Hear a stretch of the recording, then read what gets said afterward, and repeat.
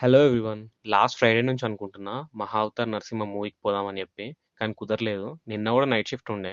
ఇక పొద్దున్నే 6కి లాగ్ ఆఫ్ పెట్టి 10 గంటల దాకా పడుకొని లేచి స్నానం చేసి జల్దీ థియేటర్ రీచ్ అయ్యా.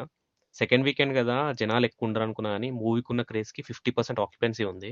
ఇక మూవీ చూసాక నా ఎక్స్పీరియన్స్ చెప్పాలంటే టూ గుడ్ ఉంది మూవీ. స్పెషల్లీ క్లైమాక్స్ అయితే ఇంకా నా దిమాక్లో తిరుగుతూనే ఉంది. Worth watch it. అందరూ ఫ్యామిలీతో థియేటర్లో చూడాల్సిన మూవీ. అస్సలు మిస్ అవ్వద్దు. ఈ ఇయర్లో రిలీజ్ అయిన బెస్ట్ మూవీ ఇదే. అండ్ ఇండియాలో రిలీజ్ అయిన బెస్ట్ యానిమేటెడ్ మూవీ కూడా ఇదే. మూవీ ప్లాట్ మనందరికి తెలిసిందే. ప్రహ్లాదుని కథ.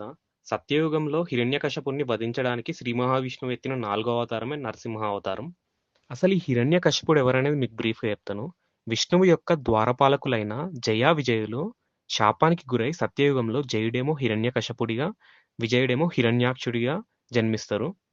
వీళ్ళను వధించడానికి అప్పుడదే సత్యయుగంలో విష్ణువు హిరణ్యాక్షుడిని వధించడానికి వరాహ అవతారం, హిరణ్యకశ్యపుని వధించడానికి నరసింహ అవతారం ఎత్తుతాడు. ఇది మన పురాణాల కథ. ప్రహ్లాదుని స్క్రీన్ మీద చూస్తున్నంతసేపు కృష్ణుని చూసిన ఫీలింగే వచ్చింది. స్క్రీన్ ప్రెజెన్స్ అయితే చాలా బాగుంది. Movie run time 2 hours 20 minutes. Movie director Ashwin Kumar. ఈ మూవీని తీయడానికి టీం మొత్తం 5 years కష్టపడ్డారు. విజువల్స్ అయితే చాలా బాగున్నాయి. మ్యూజిక్ కూడా చాలా బాగుంది. 3 songs ఉంటే 3కి 3 సూపర్ ఉన్నాయి మూవీలో. బీజిఎం అయితే బెస్ట్ ఉంది. మంచి హై ఇస్తుంది. అండ్ మీరైతే ఎటువంటి సెకండ్ థాట్ పెట్టుకోకుండా థియేటర్కి వెళ్ళి మూవీని ఎంజాయ్ చేయండి. డెఫినెట్లీ మీ అందరికి నచ్చుతుంది. Thank you. వీడియో నచ్చితే లైక్ చేసి ఛానల్కి సబ్స్క్రైబ్ చేసుకోండి. అలానే మన ఛానల్లో వచ్చే నెక్స్ట్ వీడియోస్ని మిస్ అవ్వకుండా ఉండాలంటే బెల్ ఐకాన్ ఆన్లో పెట్టుకోండి. See you in the next videos.